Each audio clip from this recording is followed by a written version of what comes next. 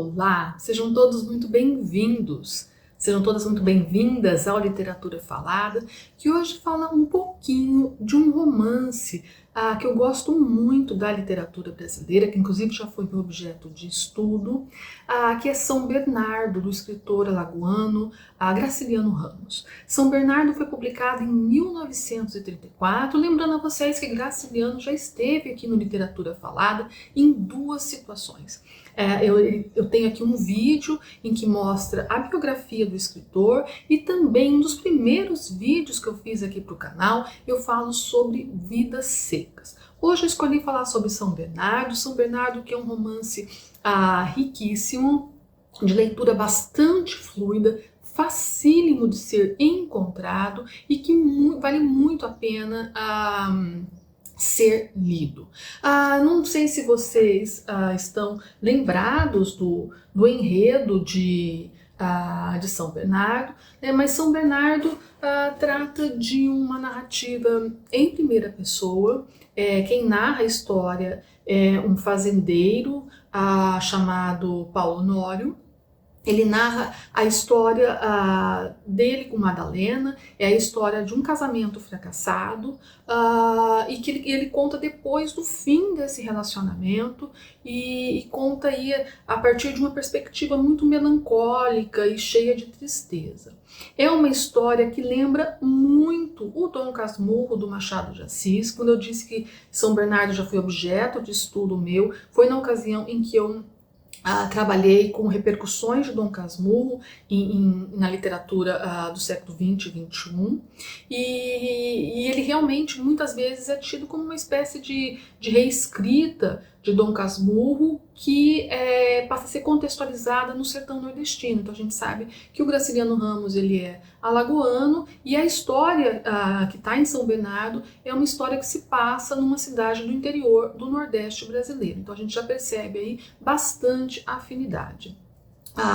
São Bernardo, como eu disse, é riquíssimo. Como eu sempre falo aqui no Literatura Falada, o meu objetivo nunca é analisar um texto, que é uma coisa que a gente sabe que demanda aí de muito tempo e de muito debate, mas simplesmente trazer um comentário, trazer algo sobre o texto. Então eu escolhi aqui, sobre o romance, falar sobre a relação, o casamento entre o Paulo Honório e a Madalena. Então, eu vou abordar essa questão que é aí um ponto central da narrativa, né? Uma vez que é a partir desse relacionamento, do ciúme que provém aí desse relacionamento, o ciúme doentio do Paulo Honório com relação a Madalena, que vai originar aí todo o desastre do relacionamento e a narração da própria história. Veja que eu não vou aqui falar sobre o ciúme, o que ocasionou,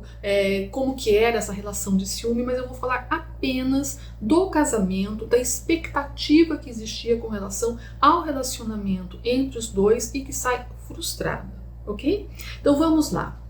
São Bernardo, como eu disse, ele é narrado em primeira pessoa, então você tem um narrador protagonista, que é, como eu disse, do interior do Nordeste brasileiro. É um homem poderoso, um homem rústico e um homem iletrado. Então, as poucas letras que o Paulo Honório sabia, né, ou seja, a pouca leitura escrita que ele tinha, vinha de um tempo em que ele passou na cadeia, ele ficou preso e foi lá que ele aprendeu a ler e a escrever. Veja que essa questão foi inclusive objeto de debate quando o romance foi lançado. Alguns críticos apontaram como absurda, né, a situação de incoerente, né, inverossímil, né, a atitude de uma pessoa iletrada, quase iletrada, em escrever um livro. Né? Mas eu não vou entrar nessa questão, né? Os primeiros capítulos de São Bernardo, o narrador dá uma justificativa de como ele chegou a essa escrita, o que o levou a escrever ele mesmo, o romance, enfim. Não vou entrar nessa questão, mas ela de fato existiu. Então, como eu disse, Paulo Honório é um homem rústico, violento, iletrado, né? E em certo momento ele decide se casar, né? Veja que ele não está em busca de um relacionamento amoroso, de viver um romance com uma mulher. Não, ele vai em busca de se casar. O objetivo dele é ter um herdeiro, alguém que possa herdar a fazenda de São Bernardo no futuro, alguém que possa dar continuidade ao trabalho dele. Quando ele decide que ele quer casar, ter um filho, ele tem aí uma pretendente para ocupar esse posto de esposa dele, que é a Madalena, que é a dona Marcela, filha do Dr. Magalhães. Só que em um encontro social em que está a dona Marcela, ele conhece a Madalena. E aí ele fica achando que a Madalena é uma boa candidata aí para esposa. Eu vou ler a passagem para vocês em que isso acontece. Observei então que a mocinha loura voltava para nós, atenta, os grandes olhos azuis. De repente conheci que estava querendo bem a pequena, precisamente o contrário da mulher que eu andava imaginando, mas agradava-me com os diabos. Miudinha, fraquinha, toda Marcela era bichão, a peitaria, um pé de rabo, um toitiço. Veja que o contraste entre a mulher que ele encontra e a Marcela é enorme, né? Madalena, que vai ser a esposa, é uma mulher de aparência frágil, enquanto Marcela era bichão. Depois de algum tempo, né, ele acaba propondo casamento para a Madalena. E eu vou ler aqui alguns dos trechos dessa passagem e peço a vocês que observem que no que diz respeito ao casamento, o narrador, né, o Paulo Honório, ele tem uma mentalidade que remete àquela do Brasil colônia e de meados do século XIX, quando o matrimônio era motivado por decisões racionais e visava a transmissão do patrimônio. O que está em jogo para ele é um negócio que ele imagina ser vantajoso tanto para ele quanto para a Madalena. E a Madalena é uma mulher que não é daquela localidade, ela vem de outro lugar, ela mora com uma tia, uma vez que ela não tem pais, e ela é uma mulher sozinha, uma jovem sozinha, pobre, né? Então ele vê aí um negócio bom para os dois, ele que quer ter um filho e ela aí que poderia então ter uma vida mais, sei lá, segura, né? Uma vida mais tranquila. Vamos à passagem em que ele a pede em casamento. Na verdade é uma passagem bem extensa, eu recortei aqui uma parte dela para que a gente perceba essa questão desse negócio que se estabelece entre os dois. Parece que nos entendemos. Sempre desejei viver no campo, acordar cedo, cuidar de um jardim. Ah lá, um jardim, não. Mas por que não espero mais um pouco? Para ser franca, não sinto amor. Ora essa, se a senhora dissesse que sentia isso, eu não acreditava. Eu não gosto de gente que se apaixona e toma resoluções às cegas, especialmente uma resolução como essa. Vamos marcar o dia. Não há pressa, talvez daqui a um ano eu preciso preparar-me. Um ano? Negócio com prazo de um ano não presta. O que é que falta? Um vestido branco faz-se em 24 horas. O negócio que ambos fazem, porém, se revelará muito mais problemático do que parece em um primeiro momento. Isso porque cada um deles, Madalena e Paulo Honório, vai mostrar expectativas completamente diferentes, radicalmente diferentes com relação ao casamento. A Madalena, apesar de aparentemente ser uma mulher frágil, ela é uma mulher instruída e ela quer participar da vida da fazenda. Não é uma mulher que submete a si ou as suas ideias ao outro com facilidade. E será assim um obstáculo constante ao marido, que não aceita o que ela pensa, que repudia o que ele chama de mulheres sabidas. Em um momento ele fala assim: não gosto de mulheres sabidas, chamam-se intelectuais e são horríveis.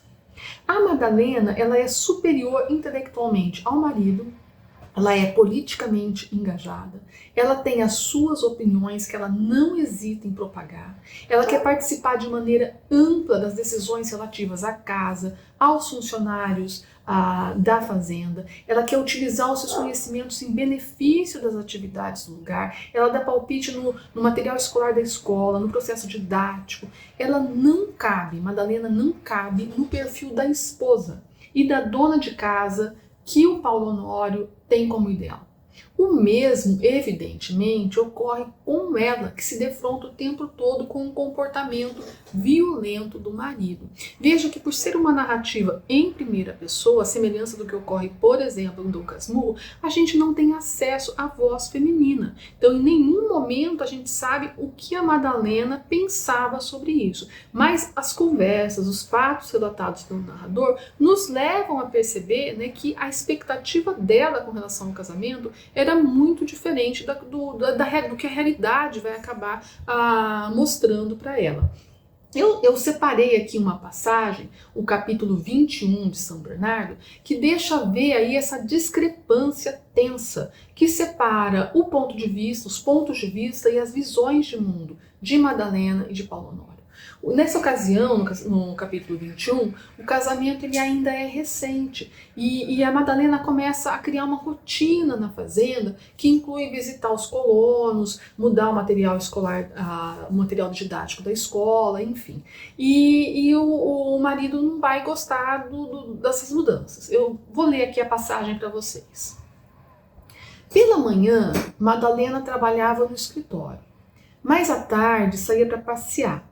Percorria as casas dos moradores, garotos empalamados e beiçudos agarravam-se às saias dela. Foi à escola, criticou o método de ensino do Padilha e entrou a amolar-me reclamando um globo, mapas, outros arreios que não menciono aqui, porque não quero tomar o incômodo de examinar-lhe o arquivo. Um dia, distraidamente, ordenei a encomenda. Quando a fatura chegou, tremi. Um buraco, 6 contos de réis. 6 contos de folhetos, cartões e pedacinhos de tábua para os filhos dos trabalhadores. Calculem. Uma dinheirama tão grande gasta por um homem que aprendeu leitura na cadeia, em carta de ABC, em almanacs, numa bíblia de capa preta dos bodes. Mas contive-me porque tinha feito tensão de evitar dissidências com minha mulher e porque imaginei mostrar aquelas complicações ao governador quando ele aparecesse aqui. Em todo caso, era despesa supérflua. Bom, o Paulo Honório não quer ter dissidências, né, com Madalena. Mas as dissidências que ele quer evitar ter com ela, ele tem com o empregado, porque o empregado acaba sendo o objeto da fúria do narrador. Logo em seguida, na sequência a essa cena que eu acabei de ler, a essa situação que eu acabei de ler, o Paulo Honório encontra um funcionário, né, um marciano, e o agride verbal e fisicamente. É como se então ele redirecionasse o descontentamento com a esposa para o funcionário. Veja a passagem. Mandei-lhe o braço ao pé do ouvido e derrubei-o. Levantou-se zonzo, bambeando, recebeu mais uns 5 trompaços e levou outras tantas quedas. A última deixou-o esperneando na poeira. Marciano termina aí essa situação, essa cena, de cabeça baixa e sangrando. E essa violência deixa a Madalena perplexa. Então, muito embora ele tenha querido evitar problemas com ela, ele acaba tendo do mesmo jeito. Como tem coragem de espancar uma criatura daquela forma? Ah, sim, por causa do Marciano? Pensei que fosse coisa séria, assustou-me. Naquele momento, não supus que um caso tão insignificante pudesse provocar desavença entre pessoas razoáveis. Então veja, as diferenças entre marido e mulher parecem vetores, né, que seguem aí em sentido contrário e ganham força na medida em que cada um age e ou diz o que pensa. Desse modo, mesmo que Paulo Honório não queira expressar para a esposa o seu descontentamento com as requisições para a escola, que são, a seu ver, inúteis, a sua agressividade vai para o polo mais fraco da cadeia de poder do qual ele está à frente. E isso provoca a sua indignação, né? Em um círculo aí que não se esgota, mas se retroalimenta de ressentimentos e de frustrações. Quanto mais o tempo passa, mais incidentes assim vão acontecendo e mais eles vão ficando desgostosos e conscientes do mau negócio que fizeram. Paulo Honório demonstra ter uma concepção oitocentista de casamento. aquela que vinha ainda do período colonial, quando a mulher de elite, mesmo com certo grau de instrução, estava restrita à esfera do espaço privado. Ela não participava da esfera pública, do mundo econômico, do mundo político, social e cultural. Homens e mulheres tinham então papéis muito definidos no relacionamento. É a Mari Del Priore, que é uma grande historiadora aqui da atualidade no Brasil, quem diz que o homem nascera para mandar, conquistar, realizar. O despotismo, antes privilégio de monarcas, dos reis, passa a ser do marido dentro de casa. E a mulher, por sua vez, nasceu para mandar, para agradar, para ser mãe. Então, um casamento assim é um mau negócio para o Paulo Honório e para Madalena. Afinal, ele não sabe como agir com uma mulher assim. E aí é que surge o ciúme, que não faz parte dessa nossa fala aqui hoje, que faz com que o romance transite entre o social e o psicológico. Veja que o romance, que São Bernardo, nos coloca face vidas destruídas pelo desencontro completo de expectativas. Madalena desestabiliza a lógica de Paulo Honório ao confrontá-lo com um comportamento que surpreende a lógica dominante e com o qual ele não consegue lidar com equilíbrio e racionalidade. Sobre uma melancolia e frustração, a morte e o desaparecimento. Veja que essa história nos faz ainda pensar em muitas situações dos nossos dias, do hoje em dia, desse desencontro de expectativas aí, de algumas na persistência de algumas visões ultrapassadas contra os papéis dos respectivos parceiros envolvidos no relacionamento e que tem aí muitas vezes consequências desagradáveis, desastrosas, eventualmente até trágicas. Pois é, se gostou, deixa o seu like, não esquece de se inscrever no canal e até o nosso próximo encontro.